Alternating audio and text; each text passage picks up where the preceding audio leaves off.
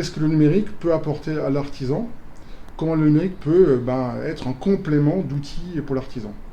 Et en fait, on va maintenant prendre un petit peu de hauteur, on se dit, regardons un petit peu en perspective, si on regarde un petit peu le temps qui, quelque part, très souvent, une aide à la compréhension des phénomènes un petit peu long terme, on se dit, voilà, il y a eu des révolutions industrielles, d'un côté, et puis on se dit, mais est-ce que l'artisan, lui, l'artisan 2.0, y a-t-il des similarités? Et donc là, on peut se dire, depuis quelques années, les gens sont assez d'accord pour dire qu'il y a eu 4 révolutions industrielles. La première a commencé il y a bien longtemps maintenant. La première était donc liée à la mécanique, grâce à la vapeur. Donc on a inventé donc, les locomotives qui ont permis, grâce à la vapeur, le transport en masse. Et puis, il y a maintenant 100 ans, un peu plus que 100 ans, en 1905 à peu près, il y a eu le courant électrique qui a permis, notamment à Henry Ford, de produire de manière massive des voitures, notamment ici la Ford T. La troisième révolution qui a eu lieu il y a 50 ans, c'est en effet la révolution liée à l'électronique. Des puces électroniques ont permis la création donc, d'objets, donc de robots qui ont eu des mouvements autonomes. Et puis nous sommes maintenant, depuis à peu près 15 ans, on pense, après 15 ans, dans une quatrième révolution qui est celle des objets connectés. Donc les machines elles-mêmes toujours fonctionnent en tant que telles, mais en plus elles sont reliées entre elles. L'exemple assez classique, c'est une machine à café dans une entreprise. Quand il n'y a plus de café, elle appelle le centre de maintenance pour que quelqu'un vienne la remplir de café. Et on a peut-être chacun d'entre nous une montre connectée. Donc les machines, les objets connectés sont maintenant quelque part presque un standard autour de nous. Bon, une fois qu'on a dit ça, on se dit, l'artisan, y a-t-il un impact ou un lien entre ces révolutions industrielles et l'artisan? Et oui, en effet, si on prend l'exemple assez simple, assez concret d'un trou. On voit ici sur la transparence, sur les slides, l'artisan au début, il faisait ses trous avec une chignole, c'est une énergie mécanique. Ensuite, il a profité également de l'énergie électrique en faisant des trous, ce même trou, mais avec une perceuse, avec des précisions par le courant électrique. Troisième approche, il y a effectivement eu cette notion de commande numérique, ces fameux robots de machines numériques, notamment qui ont beaucoup aidé les charpentiers, qui ont réalisé ces trous elles-mêmes. Donc l'artisan dessinait un trou et la faisait faire par une machine à déporter.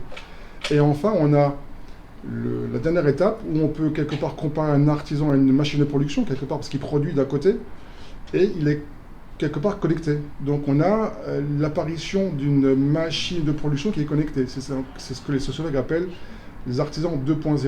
Et quand on regarde bien ces 4 révolutions industrielles, les 3 premières au niveau de l'artisan, dites 1.0. Pourquoi? Parce que c'est l'artisan qui cherche à chaque fois à gagner en productivité, en précision sur le chantier. Il fait ça très très bien.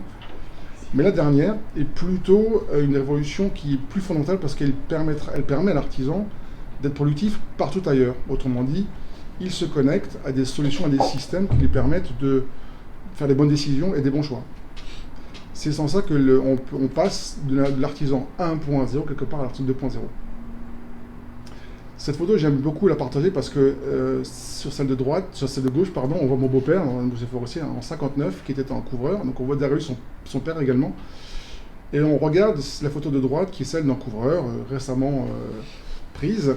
Et on voit que les postures sont les mêmes, même les outils entre les deux mains de la photo de gauche de mon beau-père. On voit l'outil en gris, qui est le même que l'outil en bleu en bas à droite de la photo de couleur. Donc on se dit, mais quand on voit ça, poser des ardoises, c'est comme avant.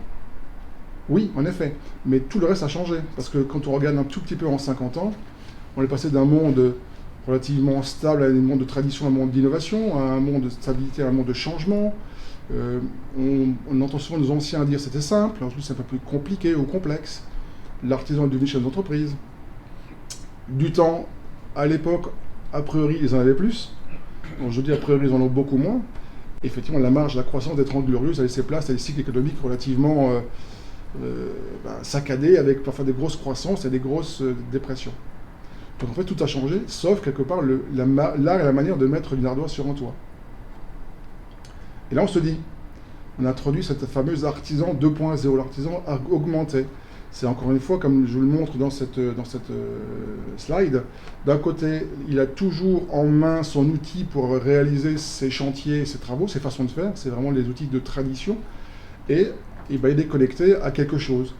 Et les sociologues appellent ça les 3 C. Donc, il est connecté à Internet pour utiliser des services, des nouvelles bases de connaissances. Il est également en collaboration, il collabore toujours physiquement, notamment grâce à des syndicats, mais également il peut collaborer grâce au digital, comme aujourd'hui nous sommes ensemble, et bien grâce à des caméras et Internet qui permet que l'on puisse converser ensemble. Et le dernier C, c'est la communication. En effet, un artisan, s'il a un site Internet, une site vitrine, celui-ci est toujours ouvert, quels que soient les jours de l'année. Donc, moi, je suis un client qui cherche un couvreur sur la région de Tours, et même si c'est le 25 décembre, je peux en trouver un grâce à Internet. Donc, l'artisan connecté est un artisan qui est connecté, qui collabore et qui communique. Et pour synthétiser tout ça, c'est cette image que j'aime bien apporter, un peu simpliste, mais c'est effectivement un petit peu pour moi la synthèse de ça. C'est que d'un côté, c'est quelqu'un qui choisit avec beaucoup de pertinence des outils du numérique, sur la partie droite du slide, avec des applications connectées sur Internet, et puis un drone. Un drone n'est plus ni moins qu'un objet connecté. Et vous allez voir que grâce à ça, l'artisan peut faire des choses extrêmement intéressantes grâce à cet objet connecté. Mais, de notre côté, on a toujours à gauche, l'artisan utilise ses outils, ses procédés, et les hommes qui sont quand même là pour faire le travail. Donc, pour moi, je pense que la vision à moyen terme de l'artisan, un bon artisan, c'est quelqu'un qui soit capable, avec pertinence, de choisir les outils qui vont bien des deux mondes, des mondes numériques et de la tradition. C'est pour ça que je n'oppose pas les nouveautés numériques de la tradition, mais pour moi, c'est vraiment hyper complémentaire.